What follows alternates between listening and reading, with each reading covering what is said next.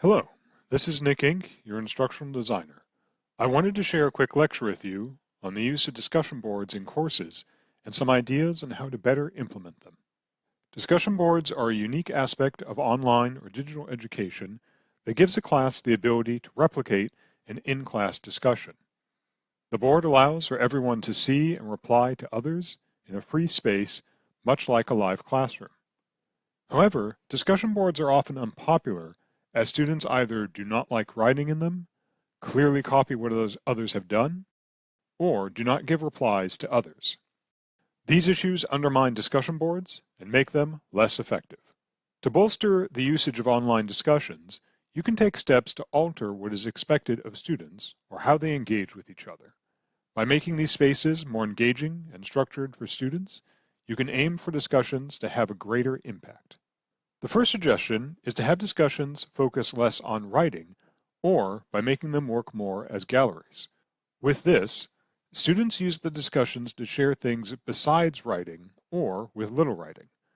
This can include sharing articles or images they find, links to websites or screenshots of social media, PowerPoints or infographics they make, or found or self-recorded videos. Using these, discussions become a place for students to share or present items to others. This can be easier for them to move through and offers a chance for students to share their own work or interesting things they found.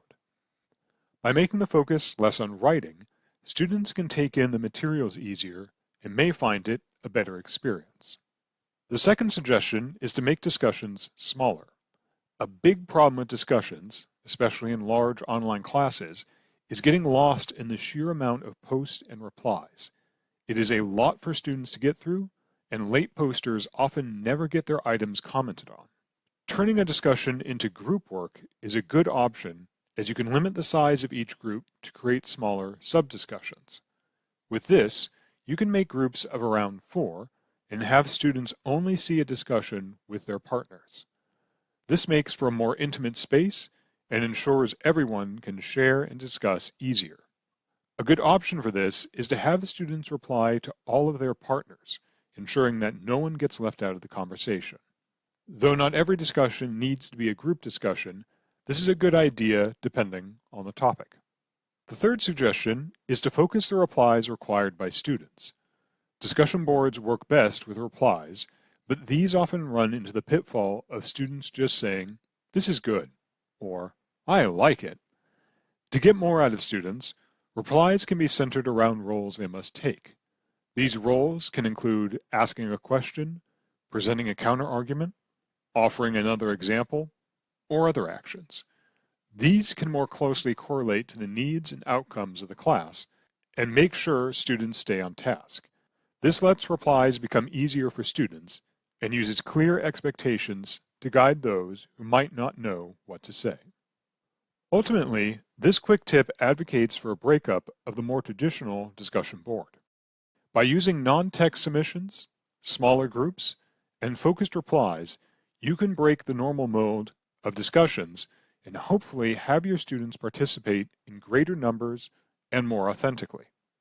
For more ideas and examples, please visit the resource on Canvas Commons I made on this. If you go to Commons, through the button on the global navigation bar, and then type in HSS CSUF into the search bar, you will see all of the items I've made. The one for this topic is the HSS Online Assignments Database.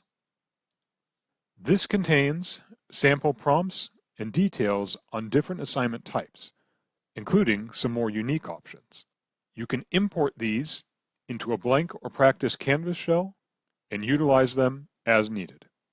I hope this video lecture helps you to structure your own online courses and gives you the tools to do so. If you have any questions or need help, please email me and I'd be glad to assist.